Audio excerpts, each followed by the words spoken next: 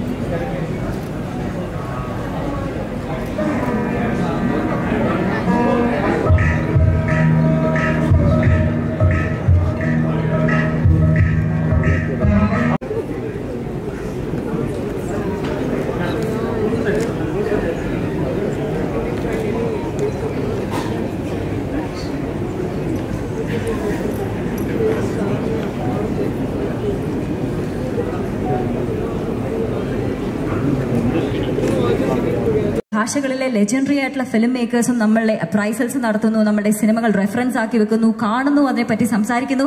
So it's really a proud moment for all us Malayalees and everybody related to Malayalam film industry. So ഈ തേര് തുടർന്ന് അങ്ങോട്ട് തെളിക്കാനായി വരുന്ന 26-ാം തീയതി of course we have Sri Antony Perumbavoor here with us. Welcome to the stage, sir. സ്നേഹപൂർവ്വം സ്വാഗതം.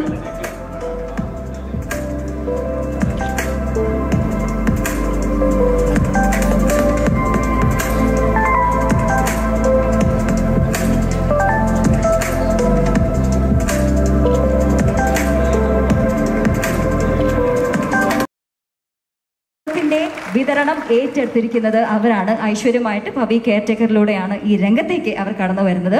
So അതിൻ്റെയും കൂടെ ഒരു ഔപചാരികമായിട്ടുള്ള ലോഞ്ചാണ് തിരിതെളിയിച്ച് നമ്മൾ നടത്താൻ പോകുന്നത്. സോ വേദിയിലുള്ള എല്ലാവരെയും ഞാൻ ആ ചടങ്ങിലേക്കായി സ്വാഗതം ചെയ്യുന്നു. തിരിതെളിയട്ടെ audio launch of Pavi caretaker plus we have the official inauguration of FIOC's distribution company.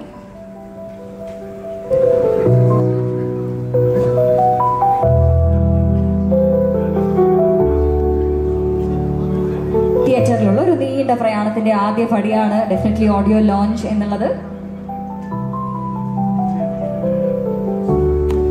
അതിന് ഐശ്വര്യമായൊരു തുടക്കം ഇത് ലഭിച്ചു കഴിഞ്ഞു. അതിനോടൊപ്പം തന്നെ ഫിയോക്കിന്റെ ഡിസ്ട്രിബ്യൂഷന്റെ ആദ്യത്തെ സിനിമയാണ് Pavi caretaker. This is history, this is a moment to cherish forever. Definitely ആദ്യത്തെ സംരംഭം മികച്ച വിജയമാകട്ടെ എന്ന് ആശംസിക്കുന്നു. തിരിതെളിയുന്ന ചടങ്ങുകൾ കഴിഞ്ഞു. ഇനി ഫിയോക്കിന്റെ ചെയർമാനും വൈസ് ചെയർമാനും പ്രസിഡന്റും ഇവർ 3 പേർക്കും വേദിയിൽ ഒന്ന് സ്റ്റേ ബാക്ക് ചെയ്യണം. ബാക്കി എല്ലാ കഴിഞ്ഞ 28-29 വർഷമായിട്ട് ഇൻഡസ്ട്രിയിൽ കൊച്ചു കൊച്ചു വേഷങ്ങൾ ചെയ്ത് ഇവിടം വരെ എത്തിയ ഒരാളാണ്. സത്യസന്ധമായി പറഞ്ഞാൽ പ്രേക്ഷകരുടെ കയ്യടി, അതുപോലെ തന്നെ എന്നെ വിശ്വസിച്ച്, ഞാൻ ഇത്രയും പ്രശ്നത്തിൽ നിൽക്കുമ്പോഴും എന്നെ വിശ്വസിച്ച് ഇവിടെ സിനിമ നിർമ്മിക്കുന്ന എൻ്റെ നിർമ്മാതാക്കള്, അതുപോലെ തന്നെ എന്നെ പുതിയ പുതിയ കഥാപാത്രങ്ങൾ തന്ന് എൻ്റെ സംവിധായകരെ, എൻ്റെ എഴുത്തുകാര്, എൻ്റെ കോ ആർട്ടിസ്റ്റുകൾ, ഒരുപാട് പേരുടെ ഒരു പ്രാർത്ഥനയാണ് ഈ ഞാൻ. അതുപോലെ തന്നെ ഈ സിനിമ എനിക്ക് എത്രത്തോളം ആവശ്യമാണെന്ന് നിങ്ങൾക്ക് എല്ലാവർക്കും അറിയാം. കാരണം ഞാൻ നിങ്ങളെ, ഇത് എൻ്റെ 149ാമത്തെ സിനിമയാണ്. ഇത്രയും കാലം ഞാൻ ഒരുപാട് ചിരിപ്പിച്ചു. കഴിഞ്ഞ കുറച്ച് കാലമായിട്ട് ഞാൻ ദിവസം കരഞ്ഞുകൊണ്ടിരിക്കുന്ന ഒരാളാണ്. ചിരിപ്പിക്കാൻ ശ്രമിക്കുന്ന എനിക്ക് ഇവിടെ നിലനിൽക്കാൻ ഈ സിനിമ എനിക്ക് ആവശ്യമാണ്. കാരണം എല്ലാവരും പറയുന്നത് ദിലീപ് എന്റർടൈൻമെന്റ് ആണ്. ഞാൻ പല ശ്രമങ്ങളാണ് ആസ് എൻ ആക്ടർ, പല വേഷത്തിന് നമ്മൾ ശ്രമിക്കും. ഇന്ന് ഈ സിനിമ വിനീത് വന്ന് പറഞ്ഞ കഥ, രാജേഷ് രാജീവൻ നന്നായിട്ട് എഴുതിയൊരു കഥ, ഈ സിനിമ പവി കെയർടേക്കർ തിയേറ്ററിലെത്തുമ്പോൾ എൻ്റെ പ്രിയപ്പെട്ട പ്രേക്ഷകരെ വിശ്വസിച്ചുകൊണ്ട് മാത്രമാണ് വരുന്നത്. കാരണം ദിലീപിന്റെ സിനിമയിൽ നിന്ന് ഏറ്റവും വലിയ കമ്പനികളുടെ CEO ആണെങ്കിലും താഴെ നിൽക്കുന്ന ആളുകളാണെങ്കിലും ചായക്കടയിൽ ചായ അടിക്കുന്ന ആളാണെങ്കിലും പറയുന്നതിൽ ഏത് തരത്തിലെ ആൾക്കാരും പറയുന്നത് നിങ്ങളുടെ സിനിമകൾ കാണുന്നത് ഞാൻ കുറെ ചിരിക്കാനും ഒക്കെ വേണ്ടിയിട്ടാണ്, ഞങ്ങളുടെ സ്ട്രെസ് ഒഴിവാക്കാനാണ്. അപ്പൊ തീർച്ചയായിട്ടും എനിക്ക് ആ കാര്യം പറയാം.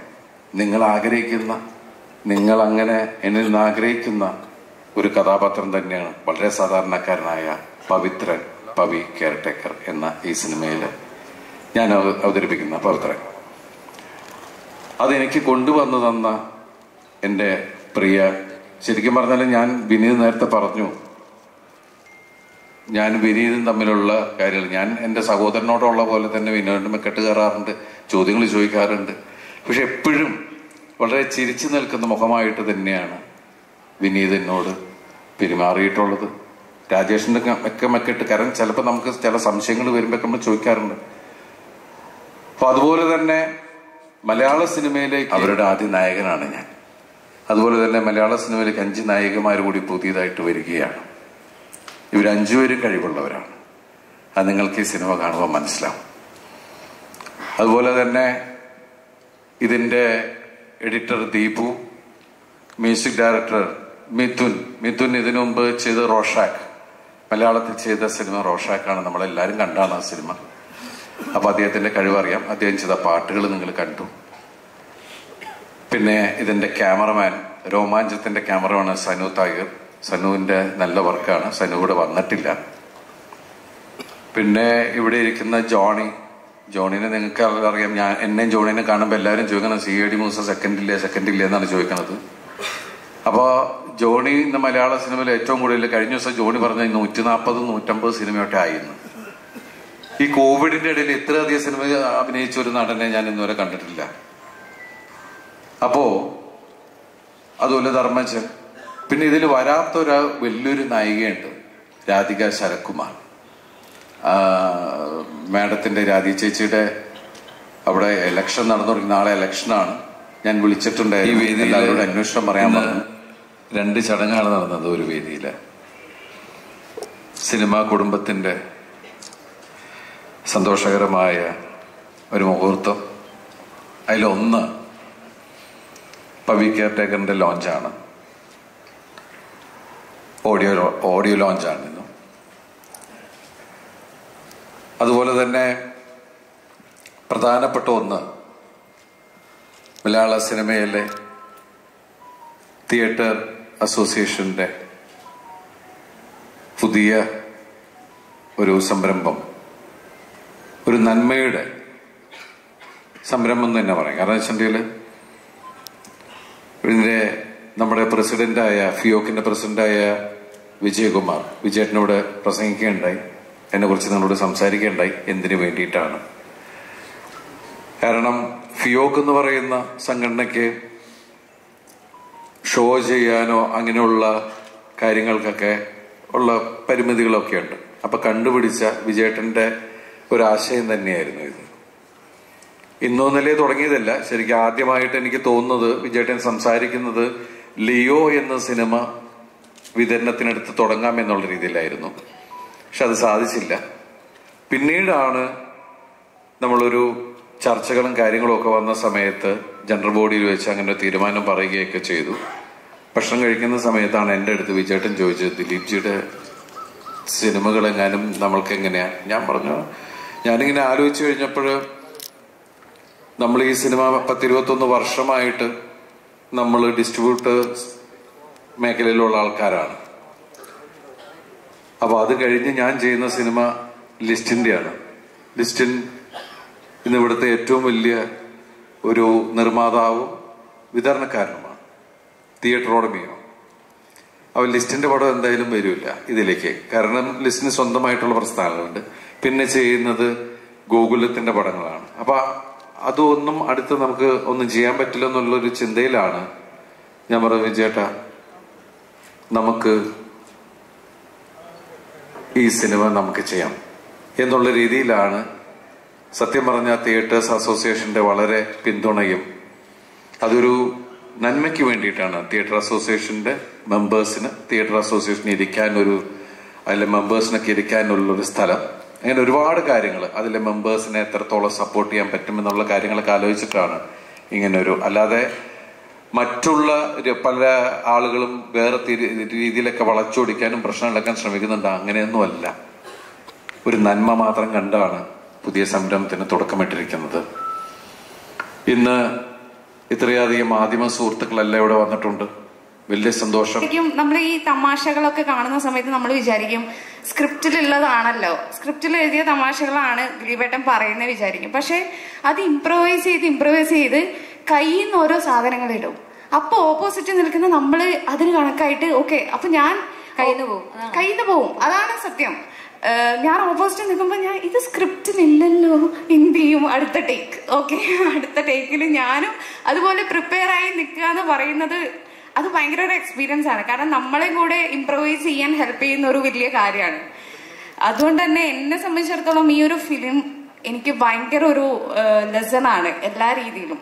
ഇപ്പൊ വിനീതേട്ടൻ പറഞ്ഞ പോലെ ഏറ്റവും ഹാർഡ് വർക്കിംഗ് ആയിട്ടല്ല, നമ്മളൊക്കെ ഒരു സീൻ തന്നു കഴിഞ്ഞു കഴിഞ്ഞാൽ അതിൽ എത്രത്തോളം പ്രിപ്പയർ ചെയ്യും എന്നുള്ള കാര്യം ഞാൻ കണ്ടുപഠിച്ചത് ദിലീപേട്ടൻ പ്രിപ്പയർ ചെയ്യുന്ന കാണുന്ന സമയത്ത് ഞാൻ ഓക്കെ, എന്നാൽ ഞാനും എന്നാ കുറച്ച് പ്രിപ്പയർ ചെയ്തേക്കാം എന്നുള്ള രീതിയിൽ ഞാനും അത് കണ്ടിട്ടാണ് പ്രിപ്പയർ ചെയ്യുന്നത്. അപ്പോൾ ഇത്രയും ജോവിയൽ ആയിട്ടുള്ള ഒരു, അതായത് നമുക്കറിയാം ദിലീപേട്ടൻ ഇത്രയും കോമഡി അവതരിപ്പിക്കുന്ന ഒരാളാണ്. ഇങ്ങനെ തന്നെയാണ് റിയൽ ലൈഫിലും എന്ന് നമുക്ക് മനസ്സിലാവും, നമുക്ക് സംസാരിച്ചു കഴിഞ്ഞാൽ. അതുകൊണ്ട് തന്നെ ദിലീപേട്ടന്റെ ആ ഒരു എനർജി ആ സെറ്റ് മൊത്തം ഉണ്ടായിരുന്നു. അത്രയും ജോവിയൽ ആയിട്ടുള്ള ഒരു സെറ്റായിരുന്നു നമ്മുടെ. അപ്പൊ നമ്മൾ എക്സ്പീരിയൻസ് ചെയ്ത ആ ഒരു ഫണ്ണായിട്ടുള്ള കുറച്ച് ഡേയ്സ്. ഇവിടെ എത്തിച്ചേർന്ന എല്ലാവർക്കും നന്ദി, മനസ്സ് ആത്മാർത്ഥമായിട്ട് സന്തോഷത്തോടു കൂടി thank you so much. Pavi caretaker എന്ന് പറയുന്ന സിനിമ ഇപ്പോൾ നിങ്ങളുടെ മുമ്പിലേക്ക് ഏപ്രിൽ 26-ന് റിലീസ് ചെയ്യുമ്പോൾ ഞാനും രാജേഷ് രാഘവനും ഞങ്ങൾ ഒരുമിച്ചിട്ടുള്ള ഈ സിനിമയുടെ യാത്ര തുടങ്ങിയിട്ട് 5 വർഷമായി. അപ്പോൾ ഈ 5 വർഷത്തെ ഞങ്ങളുടെ ഓർമ്മകളും ഞങ്ങളുടെ പ്രയത്നവും ഒക്കെ നിങ്ങളുടെ മുമ്പിലേക്ക് എത്തുകയാണ്. ഈ സിനിമയുടെ കഥ ഞാൻ അയാൾ ഞാനല്ല എന്ന് പറയുന്ന സിനിമ ഫഹദുമായിട്ട് ചെയ്ത്, രണ്ടാമത്തെ സിനിമ വീണ്ടും ഞങ്ങൾ തന്നെ ഒരുമിച്ച് ചെയ്യാം എന്നുള്ളൊരു പ്ലാനിൽ ഞങ്ങൾ പല കഥകളും ആലോചിക്കുന്നു. പക്ഷെ ഞങ്ങൾ രണ്ടുപേരെയും എക്സൈറ്റ് ചെയ്യുന്ന ഒരു കഥയിലേക്ക് എത്തിയില്ല. അങ്ങനെ ഇരിക്കുമ്പോഴാണ് ഒരു ദിവസം രാജേഷ് എൻ്റെ അടുത്ത് വന്നിട്ട് ഈ കഥ പറയുന്നത്. അപ്പോൾ രണ്ടാമത്തെ സിനിമയായിട്ട് ഞാൻ ചെയ്യാനിരുന്നത് ഫഹദിനെ വെച്ചിട്ട് തന്നെയുള്ള ഒരു സിനിമയായിരുന്നു. പക്ഷെ ഈ കഥ കേട്ടപ്പോൾ എനിക്ക് ഭയങ്കര എക്സൈറ്റ്മെന്റ് തോന്നി. പക്ഷെ ഇത് ഫഹദ് ചെയ്യേണ്ട ഒരു ക്യാരക്ടർ അല്ലാന്ന് ഞാൻ രാജേഷിൻ്റെ അടുത്ത് പറഞ്ഞു. ഞാൻ രാജേഷിനോട് ചോദിച്ചു, ആരായിരിക്കും പിന്നെ നമുക്ക് ഈ പവിത്ര എന്ന് പറയുന്ന ക്യാരക്ടർ ചെയ്യാൻ ഏറ്റവും? എൻ്റെ മനസ്സിൽ ദിലീപേട്ടനാണ് എന്ന് രാജേഷ് പറഞ്ഞു. ഞാൻ പറഞ്ഞു, തീർച്ചയായിട്ടും ഇതല്ലാതെ വേറൊരാളെ ഞാൻ ആലോചിച്ചിട്ടില്ല, നിങ്ങൾ ഇനി മാറ്റി പറയുമെന്ന് വിചാരിച്ചാണ്. പക്ഷേ അറിയില്ല, കാരണം ഞാനും ദിലീപേട്ടനും ഇതിനു മുമ്പ് ഒരുമിച്ച് അഭിനയിച്ചിട്ടില്ല. പല വേദികളിലും നമ്മൾ ഉണ്ടായിട്ടുണ്ട്, അമ്മയുടെ പ്രോഗ്രാമിലും ഒക്കെ ഉണ്ടായിട്ടുണ്ട്. പക്ഷേ ഒരു കഥ പറയാൻ, അപ്പോൾ എനിക്ക് ആദ്യം എൻ്റെ മനസ്സിൽ വന്നത് എന്താണെന്ന് വെച്ച് കഴിഞ്ഞാൽ, വർഷങ്ങൾക്ക് മുമ്പ്, അതായത് അയാൾ ഞാനല്ല ഞാൻ ചെയ്യുന്നതിന് മുമ്പ് ഞാനും ഫഹദും നിരന്തരം കാണുന്ന വളരെ സിനിമകളിലും സിനിമയുടെ കഥകളും ഒക്കെ ചർച്ച ചെയ്യുന്ന ഒരു കാലം ഉണ്ടായിരുന്നു. അപ്പോൾ ആ സമയത്ത് ഒരു ദിവസം ഞാൻ ഫഹദിൻ്റെ അടുത്ത് പറഞ്ഞു, ഫഹദെ എൻ്റെ അടുത്ത് എനിക്കൊരു കഥയുണ്ട്, പക്ഷെ ആ കഥ എനിക്ക് ദിലീപേട്ടൻ്റെ അടുത്ത് പറയണം, വാ നമുക്ക് പോവാം. അപ്പോൾ ഞാൻ ചോദിച്ചു, ഇവിടെ ഉണ്ടാവും ഇപ്പോൾ ദിലീപേട്ടൻ പാച്ചിക്കയുടെ പടത്തിൽ, വാപ്പച്ചിയുടെ പടത്തിൽ ഇപ്പോൾ ഇവിടെ അഭിനയിക്കുന്നുണ്ട് എന്ന് പറഞ്ഞിട്ട് ഞാൻ ഒരു ദിവസം ദിലീപേട്ടൻ്റെ ക്യാരക്ടറിൽ ചെന്നിരുന്നു. പക്ഷെ കഥ പറയാനുള്ള എന്താ പറയുക ഒരു ധൈര്യം കിട്ടാത്തത് കൊണ്ട് അന്ന് ഞാനൊന്നും പറഞ്ഞില്ല. കാരണം അതല്ല ദിലീപേട്ടൻ വെച്ച് ചെയ്യേണ്ട സിനിമ എന്ന് അന്ന് തോന്നിയിട്ട് ഞാൻ കഥ പറഞ്ഞില്ല. കുറേ നേരം ഞങ്ങൾ വിശേഷങ്ങളൊക്കെ പറഞ്ഞിരുന്നിട്ട് ഞാൻ പോയി. ഈ കഥ ദിലീപേട്ടനും അറിയില്ല ഞാൻ ഇങ്ങനെ ഒരു ശ്രമം മുമ്പ് നടത്തിയത്. അപ്പൊ രണ്ടാമത് വീണ്ടും ഇങ്ങനെ ഒരു സിനിമയുമായിട്ട് രാജേഷ് പറഞ്ഞ കഥയുമായിട്ട് ഞാൻ ആദ്യം ചെല്ലുന്നത് ലാലുവേട്ടൻ്റെ അടുത്താണ്, ലാൽ ജോസ്. അപ്പോൾ ലാലുവേട്ടനായിട്ട് ഞാൻ നിരന്തരം ഇത്തരം കഥകൾ പറയുകയും നമ്മൾ സിനിമ ചർച്ചകളൊക്കെ ഉണ്ടാവാറുണ്ട്. അങ്ങനെ ഒരു ദിവസം ഞാൻ ഈ കഥ പറയുന്നു. കഥ പറഞ്ഞു കഴിഞ്ഞ ഉടൻ